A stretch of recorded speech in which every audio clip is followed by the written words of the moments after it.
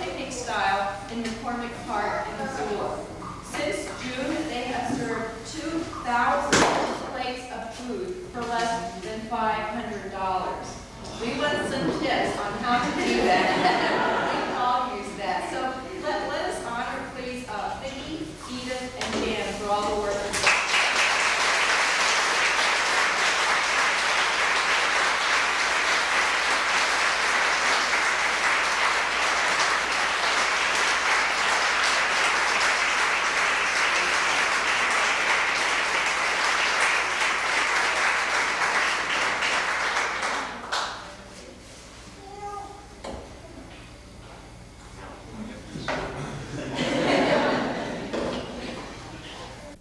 Hi, I'm Jay Wagner, President of Philippians 413 Ministries. You've just seen our cooks receiving an award from Governor Roscoe for their work in fighting hunger and homelessness in Montana. Now, it's great that we've been able to provide meals to people in McCormick Park in the summer. It's great that we've been able to provide food boxes to people year-round through the support that we've had. But it's nowhere near everything that's needed. We've talked to the homeless people, we've asked them where the biggest problems are, and we're trying to address those problems in order not to just give people a handout, not to just warehouse people in a shelter and forget that they exist, but to help them up. You know, for you and I as Christians, if we read in the 3rd chapter of Acts, we see that Peter and John went down to the temple to pray, and they found a lame beggar sitting outside the temple gate. They didn't give that beggar a handout, but you'll notice that Peter reached down, took the man by the hand, after saying, "In the name of Jesus Christ of Nazareth, rise and walk," and lifted him to his feet. That hand up is what's important to us. That hand up is what's important to the homeless people. Now, one of the programs that they've asked for most, and it's the first program that we want to try to put together, is a job placement program. The program would place people in both temporary labor situations, casual labor if you will, and also in permanent job placements. We expect most of the permanent placements will be done through having made the temporary placements and people seeing how good of workers these are.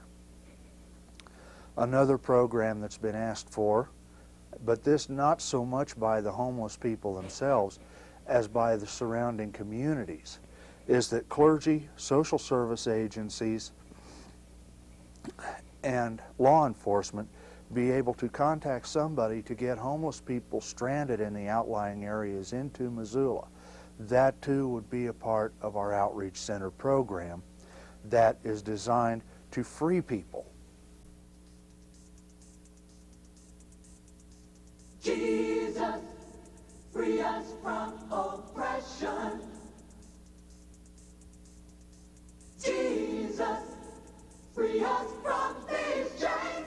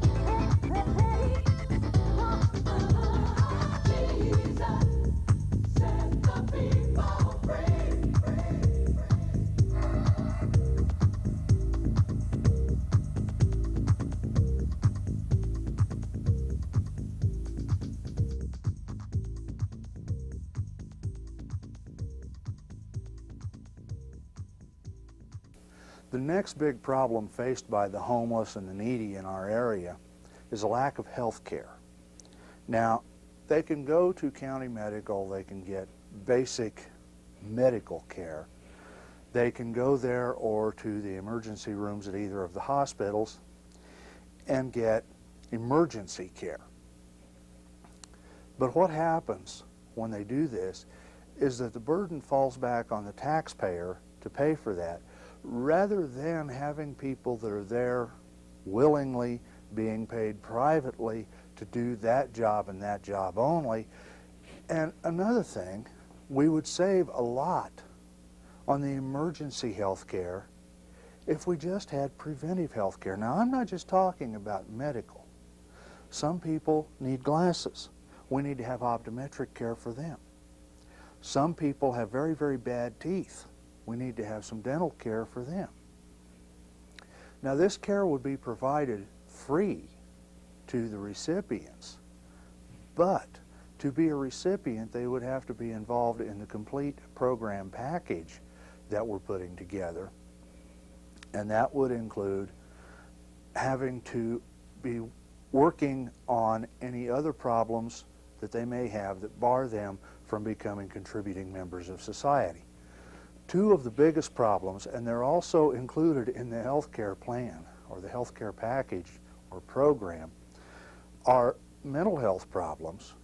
Roughly a third of the homeless suffer from mental health problems so severe that they should be institutionalized. But the states, because they can't afford to keep them, have turned them out onto the streets. So we would have a program of outpatient psychiatric care for those folks that need it. We would also have an inpatient program for the other big problem that also affects about a third of the homeless people, and that's substance abuse.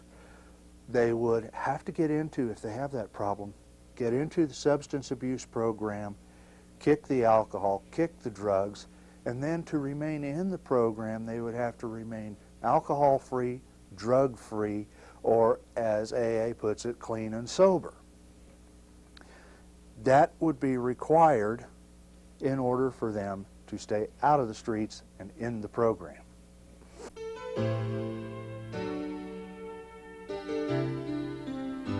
Somewhere tonight on a winding road is an empty heart with a heavy load, looking for a way to a better life. Let your love reach out somewhere tonight. He was almost dead from the things he'd done, living on the edge, put him on the run. Then a gentle soul brought him to his knees, out from the cold, from the stormy sea. He had lost it all, lost his family. Then he heard the call to recovery. From the bottom up, started over again, with an empty cup and a newfound friend. And let's not forget, somewhere tonight on a winding road is an empty heart with a heavy load, looking for a way to a better life. Let your love reach out somewhere tonight.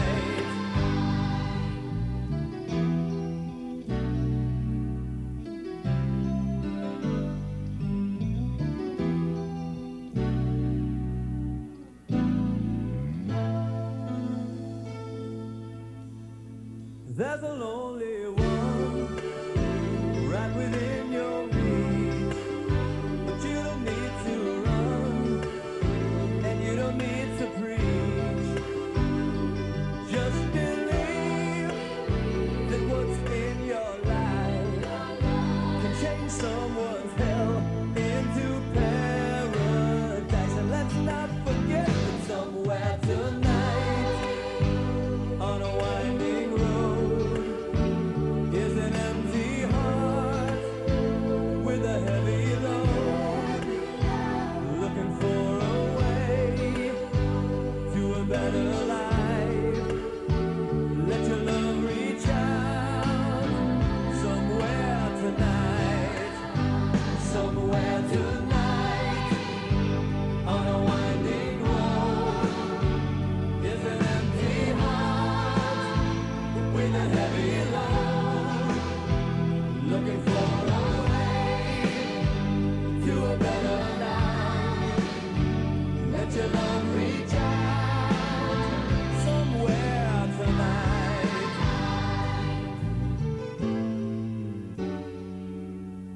We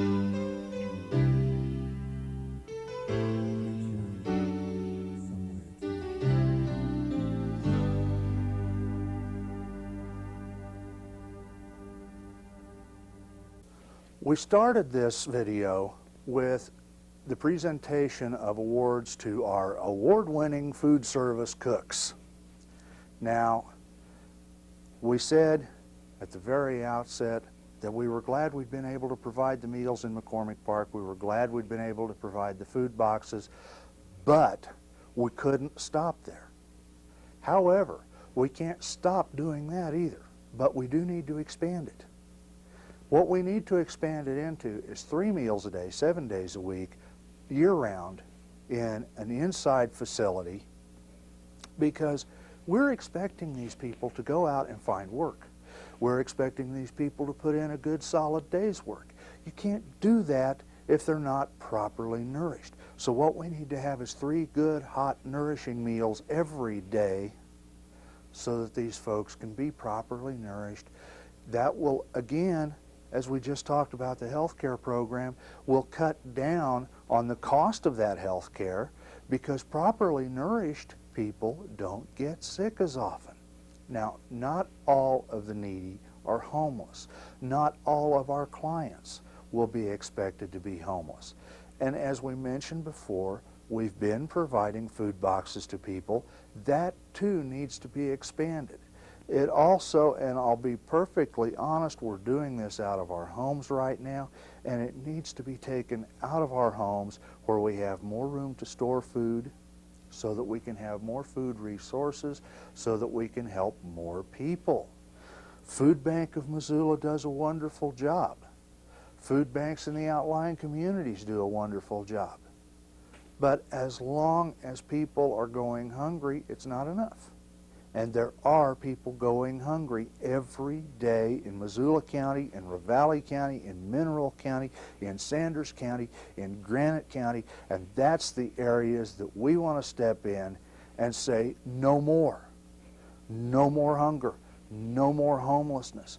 Now, we know we'll never completely eradicate the problem, but shouldn't we at least attack it to the best of our ability? Shouldn't we try?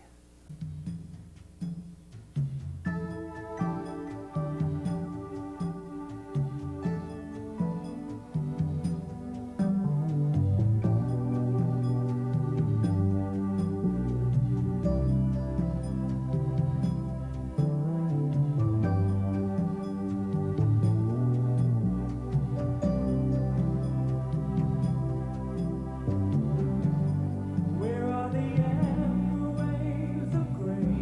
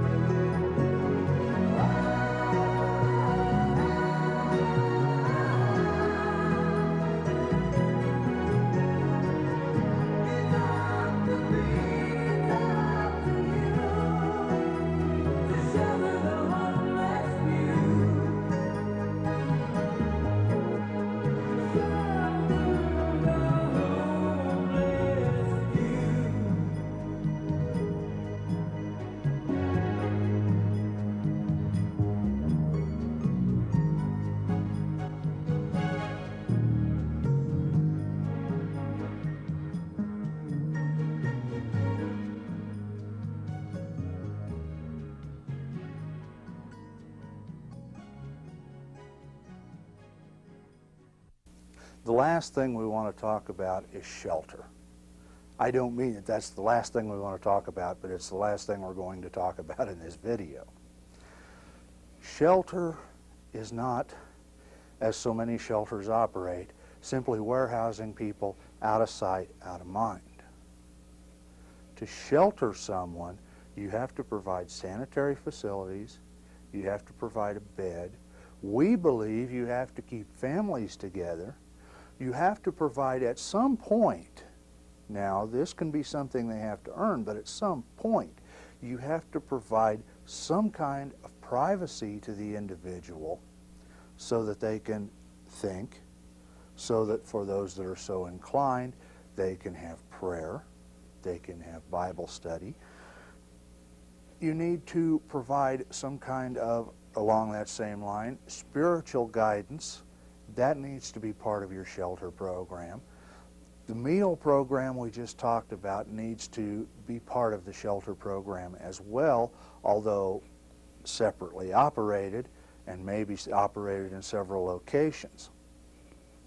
What we envision for shelter programs is not simply, there's a bed, here's a plate of food, here's a towel, the showers are there, leave me alone, but rather, first of all, a shelter, dorm style, with laundry facilities, with all sanitary facilities, with beds, with bedding, with meals.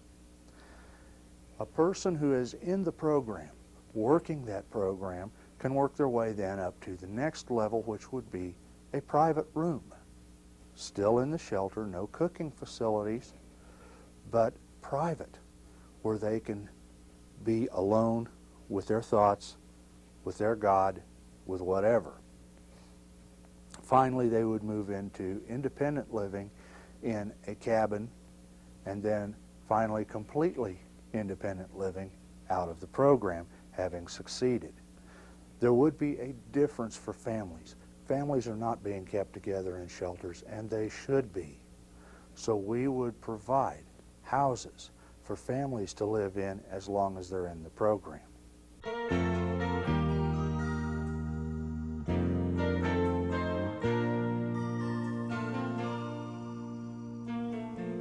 They're lonely, I stare out from the houses on my street.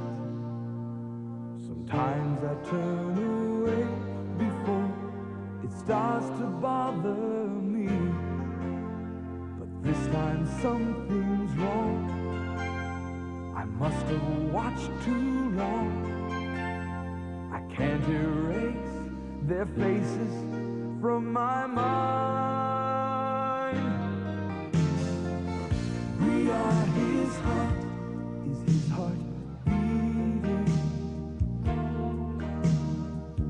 We are his hands reaching? When will we realize that you and I must do our part? It's time to start. We are his heart. 2,000 years ago, upon a distant hill, a little boy gave all he had, and multitudes were filled. Where is that child today who gave it all away?